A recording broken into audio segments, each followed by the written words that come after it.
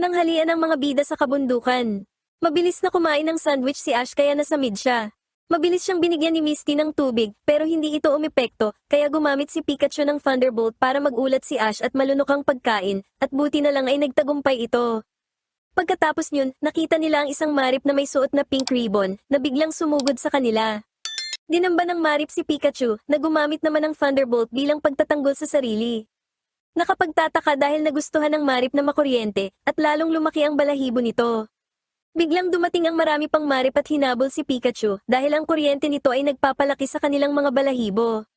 Isang batang babae ang dumating at pinagalitan ng kanyang mga marip dahil sa pambubuli ng ibang Pokemon at sa paggamit sa kuryente ni Pikachu para sa sarili nilang kapakanan.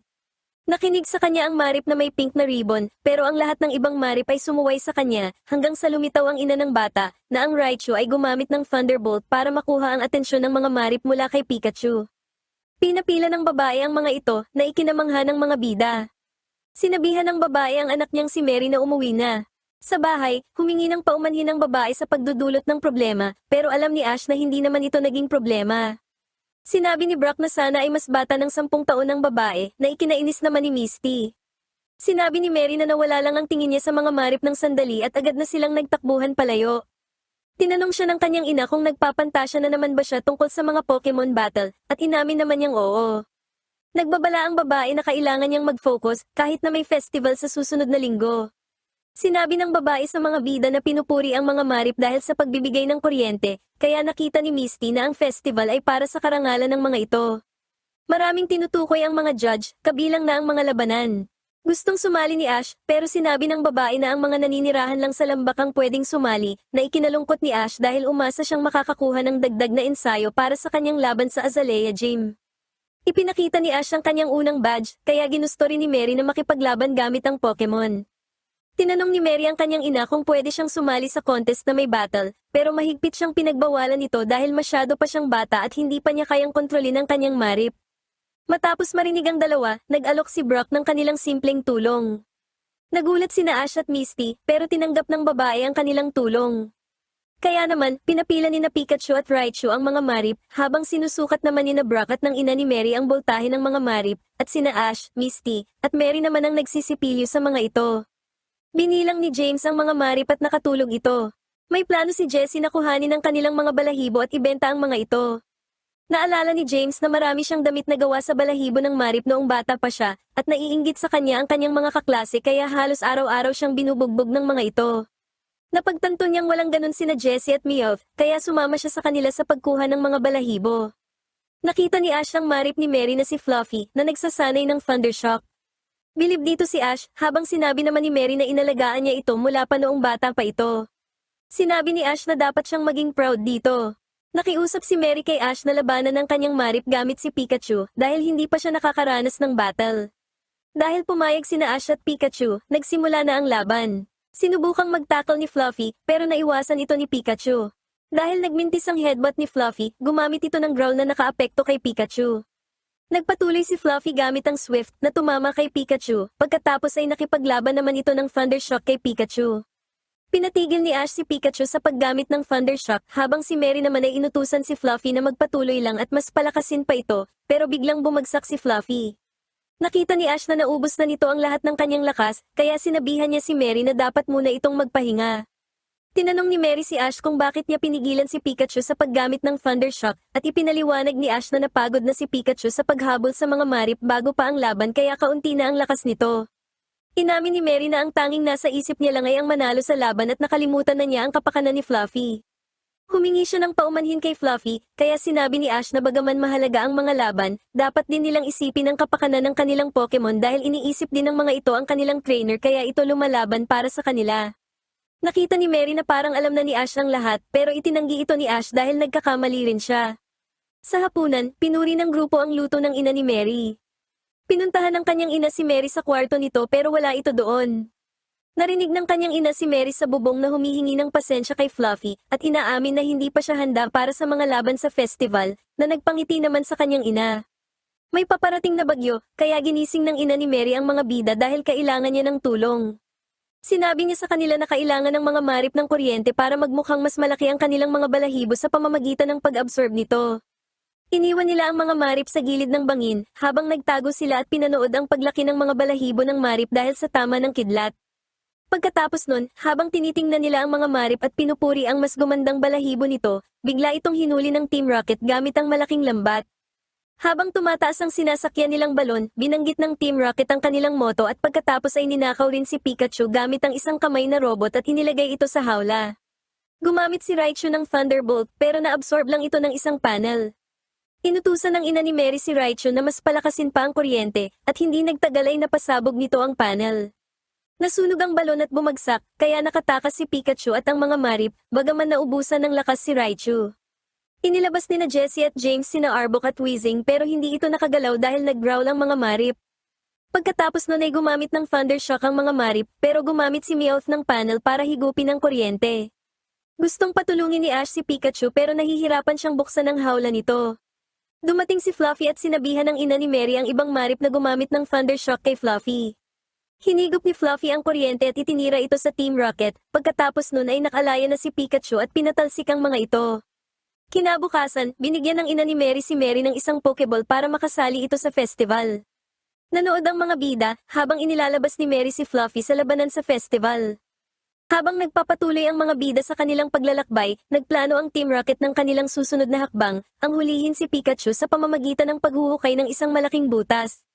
Natuwa si Meowth sa ideya, pero pinatahimik siya nina Jessie at James dahil baka maalerto ang mga bida. Habang tahimik na gumagapang ang Team Rocket, isang lalaki ang lumapit sa kanila at naghamon ng labanan, na malugod namang tinanggap ng Team Rocket. Pero napasigaw ang Team Rocket nang biglang may lumitaw na pulang Pokemon sa kanilang harapan. Tumigil si Ash at sinabi na may narinig siyang sumigaw. Natalo ang Team Rocket at tumakbo palayo sa lalaki at sa Pokemon nito. Narinig ni na Ash, Misty, at Brock ang isang ingay at nakita nila ang Pokemon na nakita ng Team Rocket. Uutusan sana ni Ash si Pikachu na umatake, pero nagbabala si Brock kay Ash na naghihintay ang Scizor para kay Pikachu, kaya anumang maling galaw ay magiging mapanganib. Nagtanong si Ash kung ano ang gagawin at inamin ni Brock na hindi niya alam dahil baka isa itong wild Pokemon. Lumitaw ang lalaki at sinabi sa kanila na siya ang trainer ng Pokemon na iyon. Naging panatag ang lahat pero biglang nanghina si Pikachu dahil sa pagod na ikinagalit ni Misty kaya sinigawan niya ang lalaki dahil sa pagpapakawala ng kanyang Pokemon. Sumagot ang lalaki na nagsasanay lang sila, kaya mas lalong sumigaw si Misty na dapat ang sarili niya ang kanyang sanayin at pinagbantaan pa itong sasaktan, kaya hinila na siya ni Brock palayo. Humingi ng paumanhin ang lalaki at nagpakilalang siya si Muramasa, at ang kanyang Pokemon ay isang Scizor na ang pangalan ay Masamune. Nabilib si Muramasa kina Ash at Pikachu, at sinabi na si Ash ang trainer na hinahanap niya. Ipinakita ni Muramasa sa kanila ang kanyang training center, kung saan ang layunin ay bigyan ng mga trainer ng mas ligtas na tagumpay sa kanilang mga laban. Binati ng mga bida ang isang estudyante na nagsabing si Muramasa ay isang mahusay na trainer na nagpa siyang ibahagi ang kanyang kaalaman sa mga batang estudyante. Ang kanyang Scizor ay binansagan ding Crimson Streak dahil sa lakas nito. Nakamasid ang Team Rocket kay Scizor mula sa malayo at sinabi nilang hindi katakatakang mayroong Crimson Streak si Muramasa, habang sila naman ay may losing streak dahil palaging talo. Pinuri ni Ash ang Scizor nito, bagaman hindi sang-ayon ng isang batang lalaki. Inutusan ni Muramasa ang batang si Shingo na hamunin si Ash sa isang labanan. Nagpakilala si Ash kay Shingo na agad namang hinanap ang data ni Ash sa kanyang laptop na hindi nagustuhan ni Muramasa. Napagpasyahan ng Team Rocket na i-download ang impormasyon mula sa laptop ng bata para pag-aralan ng ibang mga trainer, pero nagtanong si Jessie kung ano ang ibig sabihin ng download. Nabasa ni Shingo sa data na umaasa lang si Ash sa lakas ng kanyang Pokemon at madalas itong gumagawa ng padalos-dalos na desisyon, na kinumpirma naman ni na Misty at Brock. Nagbasa pa si Shingo at nalaman niyang natalo si Ash sa Indigo Plateau dahil hindi sumunod sa kanya ang kanyang Charizard noon, kaya maswerte lang daw itong nakapasok sa top 16. Sumagot si Ash na mas magaling na siya ngayon kaysa noon at hinamon siya sa isang labanan. Tumanggi si Shingo dahil naniniwala siyang matatalo niya lang si Ash ayon sa data nito, na ikinainis ni Ash, pero alam ng ibang estudyante na baka tama siya dahil sinabihan din sila nitong matatalo sila at nangyari nga yun. Sinabi ni Shingo na mayroon siyang data na nagtuturo sa kanya ng higit pa sa matututuhan niya sa pakikipaglaban, at nakiusap siya sa kanyang ama at guro na si Muramasa na humanap ng hahamon sa kanya na magtuturo sa kanya ng hindi niya pa alam. Nainis si Ash sa mga salitang iyon. Sinabi ni Muramasa sa mga bida na isang taon nang ganyan si Shingo, simula noong magkaroon siya ng database na iyon ay hindi na siya nakipaglaban dahil ayon sa kanya ay nalalaman na niya agad ang resulta. Kinalimutan na ni Shingo ang tunay na kahulugan ng pakikipaglaban at mas pinili na lang pag-aralan ang mga numero at istatistika. Tumayo si Ash at nangakong hahamunin niya si Shingo sa isang laban para patunayang hindi lang tungkol sa istatistika ang laban, tungkol din ito sa relasyon ng trainer at ng kanyang Pokemon. Nagpasalamat si Muramasa kay Ash at sinabi na sa unang pagkikita pa lamang ay naramdaman na niyang si Ash ang makakapagpabalik sa dating Shingo. Humingi si Ash ng isang laban kay Shingo, pero tumanggi ito dahil alam na raw niya ang lahat at mananalo siya basta't nasa kanya ang laptop. Habang hinihila ni Ash si Shingo palabas, isinaksak ni Meowth ang kanilang cable sa laptop ni Shingo at nagsignal kina Jessie at James na handa na siya. Sisimulan na sana ni James ang pag-download pero biglang hinila ni Jessie ang kable. Nahulog sa bintana ang laptop kaya tumalon si Meowth para iligtas ito. Kaso dahil doon ay nahuli sila ni Scizor at napasigaw ang Team Rocket.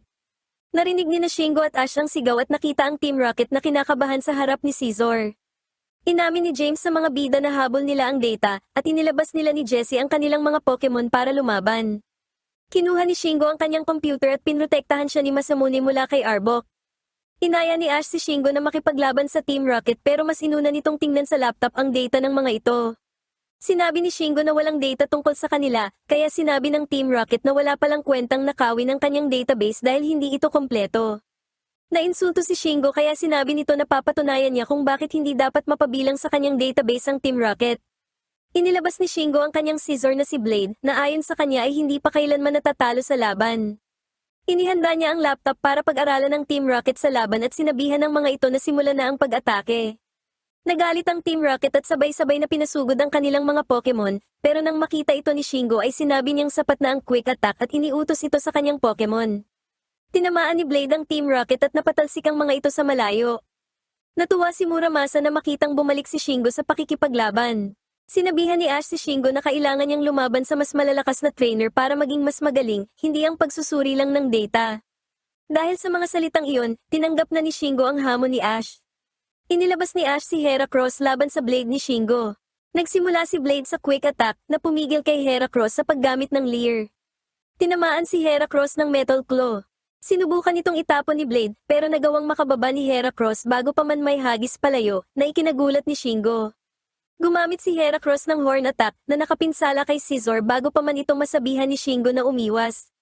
Tiningnan ni Shingo sa laptop kung anong move ang dapat niyang gamitin, habang si Ash naman ay sinabi na lumalaban siya gamit ang instinct at hindi ito natututunan sa computer.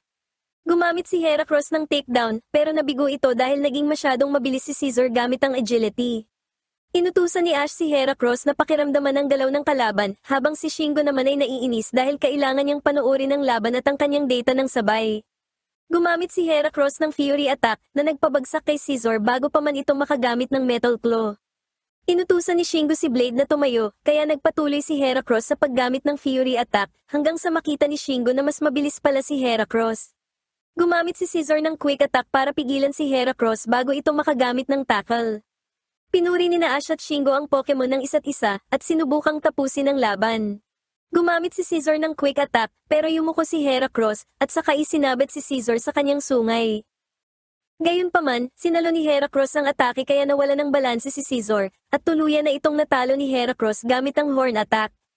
Nanalo si Ash sa laban. Kinamusta ni Shingo si Blade at sinabi sa kanyang guro na hindi na niya kailangan ng kanyang computer. Nakita ni Muramasa na hindi pa nakakalimutan ni Shingo kung ano ang pakiramdam ng tunay na pakikipaglaban. Inamin ni Ash at Shingo na marami silang natutunan sa isa't isa. Sinabi ni Shingo na susuriin niya ang laban nang wala ang computer at mag-e-ensayo ng mas matindi, para kapag nag-rematch sila ni Ash ay mas malakas na siya.